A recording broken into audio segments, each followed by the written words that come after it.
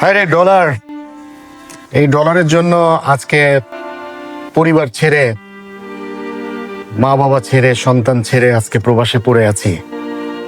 একটা সময় আপনার কাছে টাকা থাকবে কিন্তু পরিবার থাকবে না। সারাদিন আপনি কাজে ব্যস্ত থাকবেন, টাকার পেছনে আপনি ছুটবেন, আপনার হয়তো ভালো লাগবে। একটা সময় যখন কাজ শেষ করে আপনি বাসায় ফিরবেন আর বাসায় এসে নিজেকে খুঁজবেন, সাথে কেউ নেই, পাশে কেউ নেই। এই সময়টাই আসলে প্রবাসীদের সবচেয়ে কষ্টের মুহূর্ত। বছরের পর বছর দিন চলে যায়, রাত চলে যায়, কবে দেশে যাওয়া হবে, কবে পরিবারের সাথে দেখা হবে। এটাই তো প্রবাস।